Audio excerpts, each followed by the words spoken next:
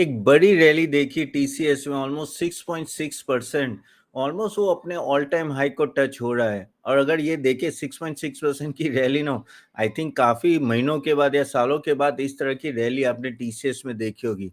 तो क्या रीजन है क्यों ये रैली हुई, और उससे क्या आईटी सेक्टर चेंज हो रहा है? क्योंकि अगर आप देखो, जब फ्राइडे को टीसीएस ने ऑलमोस्ट अपने ऑल टाइम हाई के पास जा रहा था, बाकी सभी स्टॉक, अगर आप इन्फोसिस की बात करें, एचसीएल की बात करें, या और सब जो बड़े-बड़े दिग्गज है आईटी स्टॉक्स है, वो भी एक्चुअली ना काफी बड़े थे। तो क्या ये एक्चुअली क्या कहते हैं कि चेंज हो रही है साइकिल आईटी कंपनीज की, जो अभी तक है ना, अगर हम लोग 1 महीने के पहले की बात करें ना, तो स्टॉक काफी नीचे थे। लेकिन ये एक चीज आपने नोट की होगी, लास्ट 1 मंथ से आईटी ने सबसे बेटर परफॉर्म किया था। ऑलमोस्ट 12 टू 13% से आईटी ने परफॉर्म किया, and it has beaten all the sectors. Okay, और ये शायद लोगों को पता था, या एनालिस्ट तो नहीं बोल सकते, मार्केट को पता था कि यार अभी का रिजल्ट जो आएगा वो अच्छा होगा। और जिस तरह से टीसीएस का रिजल्ट आया वो दिखाता है। देखो, रिजल्ट में ऐसा नहीं कि बहुत जबरदस्त आया, लेकिन क्या है कि उसमें जो कमेंट्री दी गई मैनेजमेंट की, वो एक कहते हैं ना कि वो माइंडसेट चेंज कर रही है सभी आईटी कंपनीज के लिए। दूसरी बात ये है कि कमेंट्री जो दी गई वो इस एंगल से दी, क्योंकि यूएस में काफ़ी चेंजेस आ रहे हैं, और यूएस में सितंबर में फेड रेट कट होगा।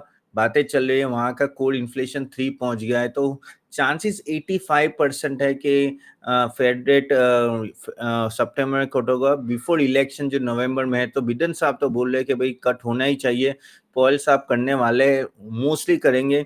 और अगर इंटरेस्ट रेट कट होता है तो आईटी में एक रैली आती है। तो चलिए आज हम लोग समझते हैं अभी कि क्या ये जो चेंजेस आए और जिस तरह से टीसीएस का रिजल्ट है, क्या ये पाथ ब्रेकिंग रिजल्ट है, क्या ये बहुत ही आईटी सेक्टर में अब वापस साइकिल दौड़ने लगी, वो एक जानना बहुत है। और ऐसे इन्वेस्टर आपको क्या करना चाहिए स्टॉक के बारे में, बाय सेल होल्ड क्या करना चाहिए, वो हम लोग डिटेल में बात करें।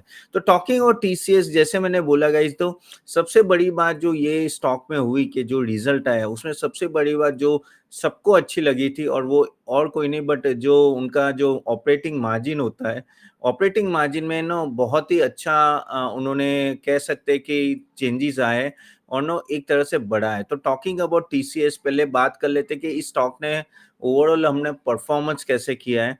सो ओवरऑल अगर हम लोग परफॉर्मेंस की बात करें, तो अगर सेल्स ग्रोथ देखो तो 10 साल का 11% है, ज़्यादा ऐसा कुछ है नहीं। ओके, 5 साल का 10% है, और ये शेयर का 5%, लेकिन कंपाउंडेड ग्रोथ 9% ही है इस साल, और ओवरऑल 3 साल का 12। और एक्चुअली स्टॉक प्राइस भी इतना ग्रो नहीं हुआ है 10 साल में 13%। तो ऐसा कोई मल्टी बैगर स्टॉक ये रहा नहीं है स्टॉक। ये एक कहते हैं ना कि मार्केट परफॉर्मेंस स्टॉक रहा है पिछले 10 साल से। हाँ, आपने शायद 20 साल पहले लिया होता तो 10 साल पहले का जो ग्रोथ था वो बहुत ही बेटर था, लेकिन पिछले 10 साल से इतना नहीं, 13% के आसपास से ही शेयर से ग्रो हुआ है। इस साल में 19% बढ़ गया, लेकिन एक बड़ी रैली तो अभी आपने देखी, तो ये चीज आपको देखनी पड़ेगी। सिमिलरली अगर हम लोग बात करें जो रिजल्ट अपडेट था, रिजल्ट अपडेट जानना बहुत डायरेक्टली पॉइंट पे पॉइंट बात करते हैं हम लोग यहाँ। और guys before I go, hope आपने हमारा चैनल को सब्सक्राइब और वीडियो को लाइक जरूर किया होगा, प्लीज कीजिए, क्योंकि हर रोज आपको कोई नए नए स्टॉक्स के बारे में हम लोग जानकारी देते हैं, ठीक है। तो talking about result update guys, उन्होंने 8.7% का ऑलमोस्ट कंसोलिडेशन नेट प्रॉफिट में तेजी दिखाई, 12,040 crore compare to 11,074 crore earlier. तो आप बोलोगे यार 8.7% तक इतनी बड़ी फिगर तो नहीं है, लेकिन पहले तो एक तरह से इतनी बड़ी कंपनी के लिए ना एक अच्छी फिगर ही होती है। दूसरा क्या है कि काफी सारे चेंजेस बाद में हुए थे, और साइकिल अच्छी नहीं थी। अगर यूएसडी रेवेन्यू की बात करें तो ऑलमोस्ट 2% का क्वार्टर एंड क्वार्टर ग्रोथ है। ओके, एंड कांस्टेंट करेंसी में almost 4.4%, which is okay.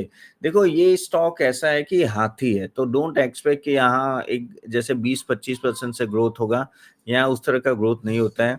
Again quarter one growth की हम लोग बात करें तो नॉर्मली इंडिया और यूके से ड्राइव हुआ था। Latin America decline by 2.9, sorry MEA, so middle east की बात कर रहे हैं, and Latin America decline by 2.9, 3.2% quarter on quarter. Okay, तो वहाँ एक डिक्लाइन हुआ है। ओके, लेकिन इंडिया और यूके ने अच्छा परफॉर्म किया। वर्टिकल ग्रोथ में मैन्युफैक्चरिंग एंड रीजनल गुड्स ने ज़्यादा, रीजनल मार्केट्स ने ज़्यादा अच्छा परफॉर्म किया। तो जैसे इंडिया ने काफ़ी बेहतरीन परफॉर्म किया compare to US.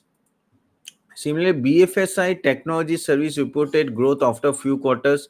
Communication media remain under pressure. देखो BFSI यानी ये बैंकिंग फाइनेंशियल सर्विस उसकी बात हम लोग कर रहे हैं, तो वो एक बहुत ही इम्पोर्टेंट सेक्टर है और वो ज़्यादा हम लोग जो सर्विस कैटर करते हैं, इन्फोसिस की बात करें, टीसीएस की बात करें या कोई भी आईटी कंपनी, तो वो ज़्यादा यूरोप और यूएस में होते हैं। More than 90% of their revenue coming from outside.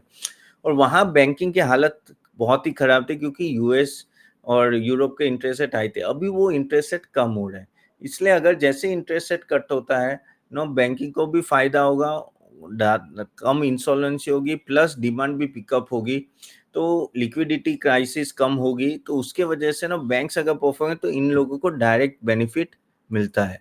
सो वहाँ एक फायदा हो रहा है BFS and technology. Again head count अगर हम लोग बात करें तो 5452 था Q1 फाइनेंशियल 25। एट्रिशन रेट बहुत ही कम हो गया है, पहले 24% था, वो काफी हद के नीचे आ गया है।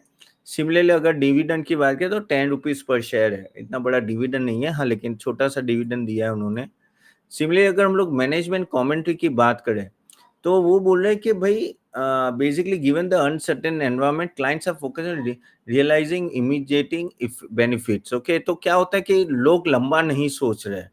ओके, जैसे आईटी में भी इन्वेस्ट करना है तो एक लंबा सोचना पड़ता है कि ओके, मुझे मैं ये आईटी का खर्चा अभी 1-2 साल 3 साल करूंगा, लेकिन उसका फायदा मुझे सालों साल लगेगा। तो जब क्राइसिस होती है तब लंबा नहीं सोचते, तो आईटी की डिमांड बैक बेंच में चली जाती है और उतनी डिमांड आती नहीं है। Correct. Similarly basically there are some positive development in BFSI, with the US BFSI vertical growing more than UK BFS this quarter. Okay, तो US BFSI ज्यादा ग्रो कर रहा है कंपेयर टू यूके। ओके, और BFSI में एक improvement आना एक बहुत ही बड़ी अच्छी निशानी है आईटी कंपनीज के लिए, क्योंकि वहां जैसे मैंने बोला ज्यादा रेवेन्यू जाता है, तो वो एक पॉजिटिव साइन है। Again, discretionary spends remains under pressure. Transformation projects will be funded by saving from cost optimization initiative. So discretionary spend जो होती है वो प्रेशर में रहेगी, और अगेन बेसिकली कॉस्ट ऑप्टिमाइजेशन चल, लेकिन आगे जाके लोग ज्यादा लंबा सोचेंगे, कंपनी ज्यादा लंबा सोचेगी, और खास करके जो उनकी कंपनीज यूएस और यूरोप में, तो वो ज्यादा आईटी में इन्वेस्ट भी कर सकती है। Similarly, guys, there are broad-based growth in all subsectors, manufacturing vertical level, तो मैन्युफैक्चरिंग में एक अच्छा खासा इम्प्रूवमेंट है। अगेन कंपनी ने double digit wage hikes for the high performance and 4 to 7% hike overall. Now ये बहुत ही अच्छा हाइक है, क्योंकि पीछे एक हम लोग बात करें तो 1-1.5 साल से तो हाइक ही ऑलमोस्ट नील के बराबर था, लेकिन अभी ये डबल डिजिट हाइक की भी बात कर रहे हो 4 to 7, तो ये अच्छा खासा हाइक है। और ये हाइक इसलिए ही आता है कि जब वो कॉन्फिडेंट होते हैं कि हाँ भाई आगे जाके रेवेन्यू जनरेट होगा, प्रॉफिटेबिलिटी जनरेट होगी, तो वो एक पॉजिटिव न्यूज है। सिमिलरली वो बोल रहे हैं कि financial year 25 expected to be more better than 24 with broad based growth across verticals and geographics. So वही है कि जो 25 आने वाला है वो 24 से अच्छा होगा, इसलिए आप ये एक बड़ी तेजी देख रहे हो टीसीएस में। कहीं और वो बाकी सब देखो, टीसीएस हो, इन्फोसिस हो, ये सब वेल वेदर स्टॉक्स है, और वो ही डायरेक्शन डिसाइड करते हैं कि आईटी कहाँ जाएगा। तो अगर यहाँ इंप्रूवमेंट आता है तो मिड कैप स्मॉल कैप में और ज्यादा इंप्रूवमेंट आ सकता है जब हम लोग आईटी स्टॉक्स की बात करें। तो यही है कि क्योंकि जो बड़ा हाथी है वो तो स्लोली एंड ग्रेजुअली ही चलेगा। सिमिलरली दूसरा एक अपडेट वो है कि भाई अगर हम लोग बात करें तो उनका जो सब कॉन्ट्रैक्ट कॉस्ट है वो नीचे आ रहा है। तो पहले वो 10% था, अभी वो लेस देन 5% है, तो ये बहुत बड़ा पॉजिटिव पॉइंट है। जब आपका सब कॉन्ट्रैक्ट पॉइंट नीचे जाता है तो आपका मार्जिन डायरेक्टली बढ़ता है। So margin are at the bottom despite the improvement in margin in this quarter, यानी ऑलरेडी मार्जिन थे वो बॉटम में थे, अभी आगे जाके मार्जिन और इम्प्रूव हो गए। और जैसे ही मार्जिन देखो, कोई भी आईटी कंपनीज को देखना है तो उनका मार्जिन देखना बहुत ही जरूरी है। अगर मार्जिन ऊपर जाते हैं तो उनका डायरेक्टली प्रॉफिटेबिलिटी में इम्पैक्ट आता है। ओके, इसलिए बात चल रही है कि this can be an beginning of an upgrade cycle of IT companies. और ये हम लोग काफी महीनों से भी बात कर रहे हैं कि भाई आईटी कंपनीज में कभी भी तेजी आ सकता है, और देखो तेजी आती है ना तो आपके हाथ में स्टॉक्स नहीं रहते हैं, यानी स्टॉक्स बाय करने का चांस नहीं मिलता है। ये तो चलो 5-6% भागे, लेकिन धीरे-धीरे वो ऐसे बढ़ेंगे तो आपको लगेगा यार नीचे के लेवल पे नहीं लिया तो मैं ऊपर के लेवल पे कैसे लूँ? लेकिन यस, ये एक बिगिनिंग ऑफ अपग्रेड साइकिल हो सकती है आईटी के लिए। अगेन एट्रिशन लेवल जो मैंने बात की थी वो ऑलमोस्ट 28%, तो लोग जितने कंपनी छोड़ के जा रहे थे वो 28% वो कम होके अभी 12% ही। तो अगर एट्रिशन रेट कम हो रहा है, स्टेबल बिजनेस चलेगा धीरे-धीरे, और एट्रिशन कम होता है तो कंपनी की कॉस्ट भी कम हो जाती है। ये चीज़ ध्यान में रखनी है। सिमिलरली जब हम बात करते हैं कि 4 क्वार्टर्स वो back same quarter was almost having margin of 23.5%, अभी वो 24.7 है। जैसे मैंने बोला कि ऑपरेटिंग मार्जिन अगर बढ़ता है तो वो डायरेक्टली आपके प्रॉफिटेबिलिटी में हिट होता है। So there is a 120 basis point improvement in margin despite the wage hike. ये वेज हाइक के बाद का इंप्रूवमेंट है, so which is quite good. और ये ऑपरेटिंग मार्जिन आप को हमेशा सभी कंपनी का देखना है, क्योंकि ऑपरेटिंग मार्जिन से ही उनकी प्रॉफिटेबिलिटी डिसाइड होगी और ये क्या बढ़ रही है कि नहीं बढ़ रही है। समले इस साल में ये जो 24.7 का जो मार्जिन बता रहे वो शायद 27 को भी टच हो सकता है। ऑल्सो ईपीएस में 1% ओके मार्जिन, जैसे ईपीएस कैसे बढ़ता है, देखो जैसे आपका ऑपरेटिंग मार्जिन बढ़ता है ईपीएस में इंपैक्ट है। तो बात चल रही है कि यहाँ टीसीएस में अगर आपका ईपी आपका मार्जिन में इंप्रूवमेंट आता है 1%, ओके, तो वो 5% का इम्पैक्ट आता है ईपीएस में। इसलिए बात की कि 2% से भी अगर मार्जिन चेंज होता है, जैसे ये 24.7 का अगर बात करें कि 27 होगा, तो गाइस यहाँ आपका बेसिकली ईपीएस भी 10-12% से अपग्रेड होगा। तो ये देखो ये होता है कि मार्जिन मार्जिन बढ़ता है तो किस तरह से इम्पैक्ट स्टॉक्स में आते हैं, इस तरह के अच्छे इम्पैक्ट भी आ सकते हैं स्टॉक्स में। ओके, और ये यही चीज के वजह से टीसीएस इतना भाग रहा है। ओके, सिमिलरली जब हम बात करते हैं कि भाई ये कंपनी को बाकी सब कंपनी के साथ कंपैरिजन में, तो कंपैरिजन में जैसे मैं बात करूं तो टीसीएस का one of the best ROE ROCE P ratio, चलो इंडस्ट्री पी से थोड़ा कम है, और लेकिन अगर हम लोग आरओई आरओसी की बात करें तो बेस्ट है, इवन आरओए बेस्ट है। तो कोई भी एंगल से भी टीसीएस के रेशियो हमेशा अच्छे रहे, लेकिन इतना परफॉर्मेंस नहीं, क्योंकि it is price to perfection की वजह से इतना आपके पास यूज बचता नहीं है। जबकि इन्फोसिस हो एचसीएल, यहाँ 10 कंपनी के नाम दिए, कंपेरेटिव इनके सबका कम है। ओरेकल फाइनेंस का एक आरओई आरओसी ज्यादा है, लेकिन अदर सब कंपनी का काफी कम है। और पी रेशियो अगर आप देखो ना तो ऑलरेडी टेक महिंद्रा ज्यादा है, even Persistent and all that are much more. अब हम लोग को एक और पैरामीटर जो मैं आपको यहाँ दिखाना चाहता हूँ वो है ऑपरेटिंग मार्जिन। ओके, तो ऑपरेटिंग मार्जिन की हम लोग बात करें तो जैसे यहाँ 26 है, 23 है, 20 है, 19 है, ये आपका ज्यादा होना चाहिए। जिसका ऑपरेटिंग मार्जिन ज्यादा होगा उसका नेट प्रॉफिटेबिलिटी भी ज्यादा होगा। ये देखो ऑपरेटिंग मार्जिन यहाँ 44 है, तो आपका नेट प्रॉफिट मार्जिन देखो कितना है, 34%। करेक्ट, इवन टीसीएस का 26.61, तो नेट प्रॉफिट 16.13। करेक्ट, तो आप देखो ये डायरेक्ट इम्पैक्ट आपके बेसिकली नेट प्रॉफिट में आता है और उसका इम्पैक्ट डायरेक्टली आपके ईपीएस में आता है। तो ये सब चीजें ध्यान में रखते हैं जब आप कोई भी कंपनी को दूसरी कंपनी से डिसाइड कंपेयर करते हो कि भाई उनका भी मार्जिन कितना और अपना मार्जिन कितना है। ओके, तो this is what you have to keep in mind. Similarly guys, अब हम लोग बात करते हैं कि तो फिर इस स्टॉक करना क्या है, as at the end of the day we have to take a decision. So see, एक चीज तो तय है इसमें कि ये जो इम्प्रूवमेंट आया है ये एक बड़ा इम्प्रूवमेंट आया है ऑपरेटिंग मार्जिन में। और जो क्या मार्जिन अभी लोएस्ट है, एट्रिशन रेट कम हुआ है, सब कॉन्ट्रैक्ट कॉस्ट कम हुआ है, 10% से 5% बिलो गया है। तो ये सब पॉजिटिव के वजह से ना that is what is playing out, और काफी अपग्रेड हुए थे टीसीएस के। आप बोलोगे 2% खाली ग्रोथ था कांस्टेंट करेंसी में, हाँ वो बहुत ही कम था, लेकिन वही होता है कि स्टॉक पीट गया है तो अभी ऊपर आ रहा है। लेकिन हमें एज अ इन्वेस्टर हमें देखना है कि क्या बाकी सब कंपनीज में भी फायदा आएगा, और शायद चांसेस है आ सकते हैं। और यहाँ से ईयर एंड तक आईटी इंप्रूवमेंट होता है across the globe, this companies are going to improve so fast that आपके हाथ में नहीं आएंगे। तो वही है, हाथ में आने की बात तो नहीं, लेकिन अच्छे खासे प्राइस में मिल रहे हैं। बाद में शायद आपको बहुत थोड़े हाई प्राइस देने पड़े। तो ये चीज़ आपको ध्यान में रखना। आईटी कंपनीज़ में ऑलरेडी मैं भी काफ़ी टाइम से बुलिश था, क्योंकि eight the and rock bottom पे चल रहे थे। तो it always make a chance ना, तो आप ले सकते हो। अब टीसीएस की बात करें तो टीसीएस देखो एक सिंपल सा है यार, टीसीएस ऐसा नहीं कि आपको एक्सेप्शनल 20-25% रिटर्न देगा।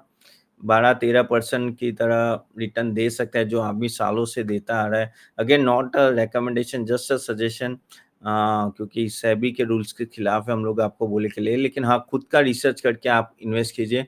लेकिन हाँ, ओवरऑल अगर मैं बात करूँ तो ऐसा कुछ बड़ा ग्रोथ नहीं हुआ टीसीएस, लेकिन ये बेसिकली एंगल लेके आप नीचे के लेवल पे जो small cap, mid cap IT companies है, वहाँ आप सोच सकते हो इन्वेस्ट करने के लिए, क्योंकि eight the end of the day पैसे बनाने, तो वहाँ अगर फास्ट ग्रोथ आती है तो व्हाई नॉट, व्हाई नॉट? करें। तो चलिए ये चीज़ मैं अभी आपको बतानी थी टीसीएस के। होप आपने ये टीसीएस का वीडियो एन्जॉय किया होगा। आपके कोई भी क्वेश्चन है कमेंट बॉक्स में डालिए, और डू लाइक दिस वीडियो। हम लोग काफ़ी रिसर्च करते हैं आपके आने से पहले गाइस, मेरी टीम और हम लोग, और क्योंकि ना हर रोज़ आपको वीडियो देते हैं, तो हर रोज़ की प्रिपरेशन होती है। तो if you think we are doing good job, just like it and put it in the comment box what you felt about the video. And guys now अब मैं क्या करता हूँ, मैं आपके क्वेश्चन आंसर लूँगा जो आपने कल परसों पे भेजे थे। और अभी हमने लास्ट फ्राइडे हमने ये रेलवे का काफ़ी डिटेल में चर्चा की। अगर आपने नहीं देखा तो वो जाके देख सकते हो। चलिए, तो let me talk about the questions. So Savita Agarwal 3832 का है कि वोडाफोन आइडिया का रिव्यू किया जाए। सो वोडाफोन आइडिया का मैंने रिव्यू बहुत पहले किया था, जब ये बहुत पहले नहीं, लेकिन ये एफपीओ आया था ओवरऑल। आई थिंक ये एक रिस्की स्टॉक है। अगर चाहते हो कि हाँ, एक ग्रो, ये आगे जाके सर्वाइव हो जाएगा और शायद यहाँ से बढ़ेगा, तो वो एक रिस्क लेके आप कूद रहे हो। ठीक है, at the end of the day you have to understand what type of risk you are taking. But yes, survival तो हो गया, तो आगे जाके किस तरह से वो फंड रेज कर पाते हैं, क्योंकि फंड्स तो बहुत चाहिए। और at the end of the day they are able to perform और नॉट, क्या वो पुराने कस्टमर जो चले गए वो वापस ला सकते हैं, जो बहुत ही डिफिकल्ट है। एक जैसे यहाँ क्या होता है, जियो ने पूरे कस्टमर इनके ले लिया। एक बार कस्टमर चला जाता है, जब तक ना फोन करने में फ्रीक्वेंसी में और वहाँ सब प्रॉब्लम नहीं आती, लोग normally Vodafone sorry telecom operator को चेंज नहीं करते हैं। तो ये चीज़ आपको ध्यान में रखनी है। तो वोडाफोन आइडिया अगर रिस्की बेट, अगर आप सोचो कि हाँ, जैसे डालो ये हो गई तो लॉटरी है, नहीं तो शायद पैसे भी जा सकते हैं। Okay, then R Gurunath Pule, thank you very much Tapan ji, very beautiful and very useful and knowledgeable information. ये बात करें रेलवे मेगा ट्रेन की, जो हमने अभी किया था सेशन फ्राइडे को। ओके, इवन एमडीएस ने भी बात की कि अच्छा वीडियो था। Okay, thank you very much. चलिए, फिर महेश पंचाल का क्वेश्चन है कि sir, RVNL, IRFC, on rail, IRFC, recon में इन्वेस्ट किया जाए। तो मैंने जैसे वो रेलवे का वीडियो हमने शूट किया था, और वहाँ मैंने बोला था कि इन सब का बेसिकली वैल्यूएशन काफ़ी हाई है, तो eight the end of the day EPS को भी परफॉर्म करना चाहिए उस तरह से। अगर प्रॉफिट ग्रोथ एक्सपोनेंशियल होती है तो कोई प्रॉब्लम नहीं, लेकिन अगर नहीं होती तो ऑलरेडी ये हाईली वैल्यूड स्टॉक है। तो ये चीज़ आपको ध्यान, जैसे आईआरएफसी का तो नेगेटिव था 1 साल में, आरवीएनएल का तो आई थिंक 10-12% से बढ़ा होगा, लेकिन ये सब स्टॉक 6 से 6 टाइम्स 7 टाइम्स बढ़ चुके हैं। तो वैल्यूएशन का एक फैक्टर है महेश जी, ये चीज़ आपको ध्यान के रख के इन्वेस्ट करनी है। ओके।